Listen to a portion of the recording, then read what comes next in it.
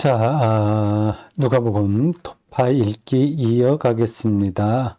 326번입니다.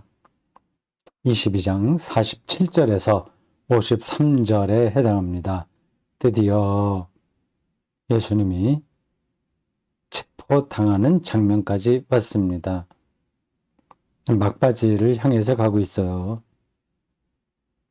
일단 본문을 읽어보겠습니다. 47절입니다. 말씀하실 때에 한 무리가 오는데 12 중에 하나인 유다라 하는 자가 그들을 앞장서 와서 예수께 입을 맞추려고 가까이 하는지라.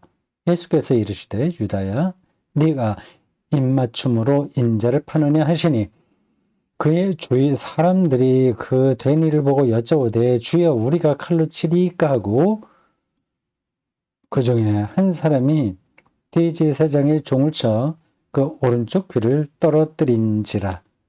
예수께서 일러 이르시되 이것까지 참으라 하시고, 표현이 재미있습니다. 이것까지 참으라 하시고 그 귀를 만져 낫게 하시더라. 예수께서 그 잡으러 온 대제사장들과 성전의 경비 대장들과 장로들에게 이르시되 너희가 강도를 잡는 것 같이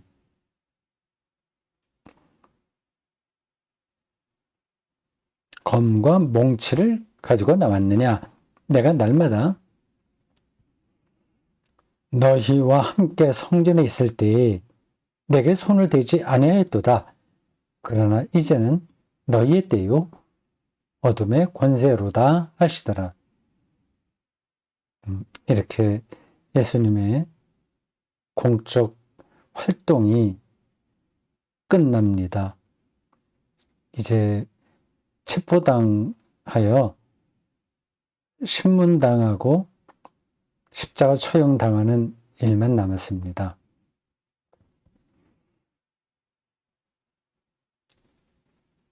지금 예수님은 제자 몇 명과 같이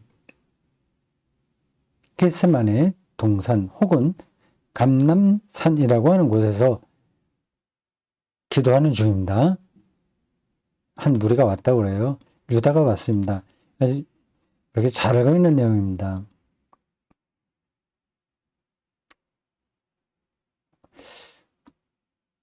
유다가 어떤 인물인지 우리가 알 수 있을 만한 정보가 그렇게 많지 않습니다. 복음서에 단편적으로 몇 가지 이야기가 나오죠. 예수님을 팔았다는 이야기가 가장 중요하고요. 핵심적으로 그렇게 나오고, 그가 예수 공동체의 재정을 맡았다는 이야기도 있습니다. 근데 전체적으로 좀 좋지 않은 인물로 묘사됩니다. 가룟 유다의 배신은 소설의 중요한 모티브가 되죠. 근데 이건 좀 옆으로 나가는 이야기인데 이런 생각을 잠깐 할 수는 있습니다. 예수님 같은 분도 제자를 완벽하게 가르치지 못했다 하는 겁니다. 근데 그 말은 좀 어불성설이긴 합니다. 가룟 유다를 놓고 예수님의 가르침이 완벽하지 못했다고 얘기하면 조금 곤란하죠. 그냥 단편적으로 보면 그렇다는 겁니다. 이 이야기는 마치 아담과 이브가 그 선악과를 먹지 말라는 하나님의 명령을 어긴 사건하고 좀 비슷해요. 하나님께서 아담과 이브를 완벽하게 창조했다면 그 하나님의 말씀을 잘 새겨 듣고 따라야 되지 않습니까? 그 옆에서 뭐예요? 아, 저거 따먹어도 괜찮다. 그 눈이 밝아져서 하나님처럼 되는 거니까 걱정하지 말고 먹어라. 이런 유혹을 받고 넘어가지 않습니까? 그러니까 유혹을 받아도 넘어가지 않게 아담과 이브를 창조하셨으면 에덴 동산에서의 범죄 행위도 없었을 것이고 또 이후로 인류에게 숙명처럼 따라오는 죽음도 없었을 텐데 뭐 그런 생각을 잠깐 할 수 있습니다. 이거는 성경을 제대로 따라가는 건 아닙니다. 변죽을 울리는 거죠. 하나님께서 아담과 이브를 완벽하게 조금이라도 흔들리지 않고 그렇게 하게 창조했냐 안 했냐 그게 핵심이 아니라 하나님의 선하신 창조 행위가 어떻게 손상됐냐 하는 것을 이야기하는 거거든요. 그 에덴 동산에서의 선악과 따먹은 이야기가 말입니다.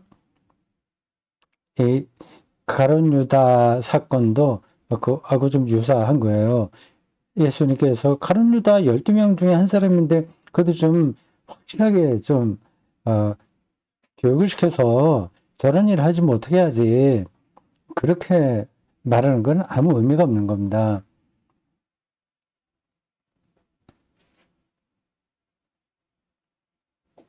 가룟 유다가 이제 예수님을 팔기로 했고 뭐 그가 왜 예수님을 배신했냐 하는 거는 또 다른 이야기가 많이 있습니다. 단순히 돈에 욕심이 나서 말했다고 하는 건 조금 좀 잘못된 접근입니다. 뭐 복음서에 이 가룟 유다가 돈에 욕심이 있었다는 보도가 있긴 있어요. 하여튼 그 유다는 뭐라고 표현해야 될까요? 비밀 아니면 미스터리예요. 그 유다의 정체성은 미스터리입니다. 그리고 성경 복음서를 기록한 사람들은 거기에 대해서는 또 관심이 없는 거예요. 예수가 어떻게 십자가에 처형당했느냐 하는 이야기를 끌어가는데 하나의 그 작용 인물로 등장하는 거죠. 네가 입맞춤으로 인자를 파느냐 이런 표현이 상당히 뭐라고 표현해야 될까요? 의미심장합니다. 입맞춤이라는 건 반가운 인사잖아요. 네, 그쪽 나라 사람들은 늘 이렇게 서로 안고 뺨을 이렇게 오른쪽 왼쪽 대고 해요. 그걸 이제 입맞춤이라고 합니다. 아주 가까운 그 인사죠. 그런데 그 방식으로 인자, 그러니까 예수를 판다고 하는 겁니다.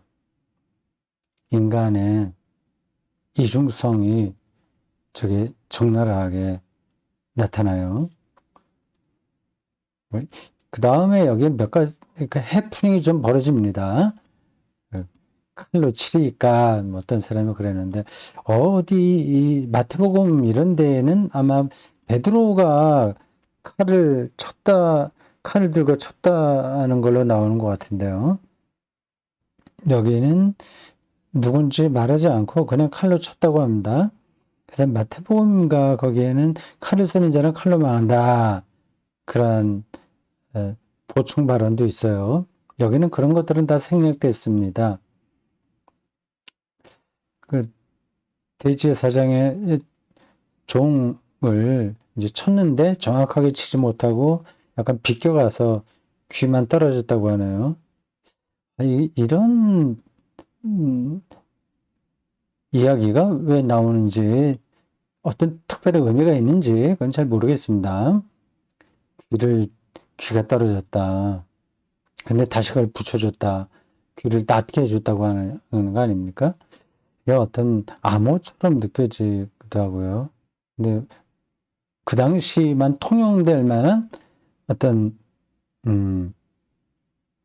메타포라고 할 수 있을까요? 근데 지금 우리는 잘 모르겠습니다. 사실 이런 것들은 예수님의 체포당하는 장면에 없어도 될 만한 이야기잖아요.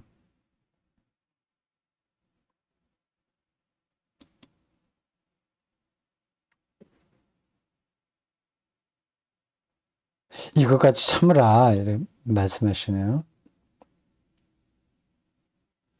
네, 이 체포당하는 장면에 어떤 일들이 실제로 벌어졌는지는 우리가 다 모릅니다. 이 복음서가 이렇게 아주 그 드라마틱하게 묘사하고 있긴 하지만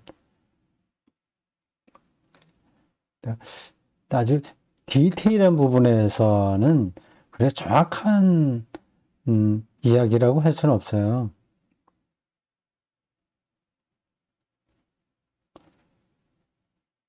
예수님이 거기 몰려온 사람들에게 이렇게 얘기하네요.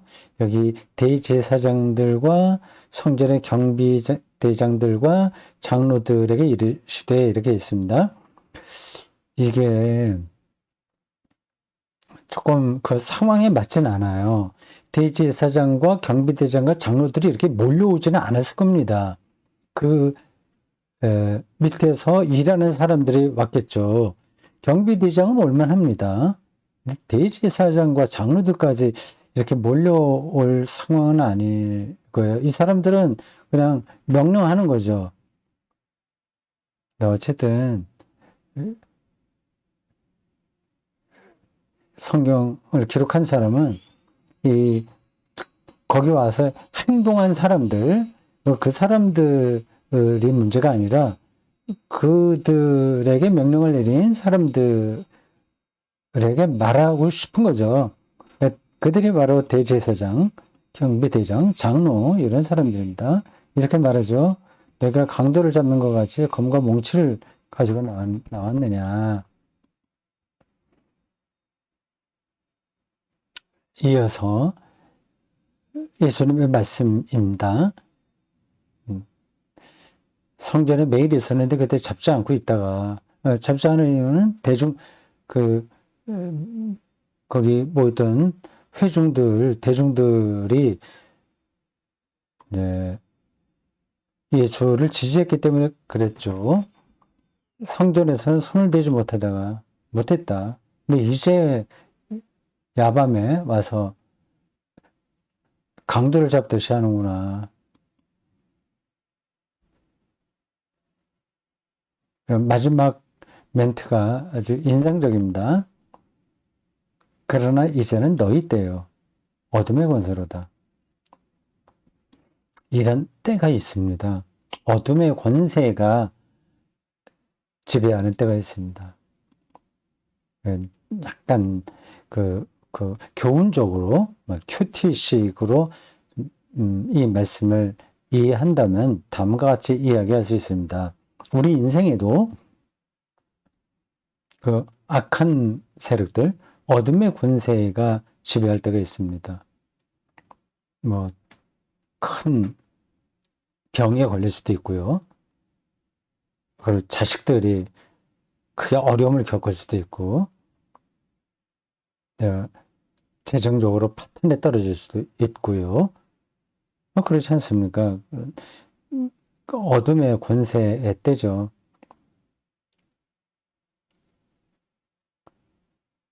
각오하고 우리가 살아야 될 겁니다.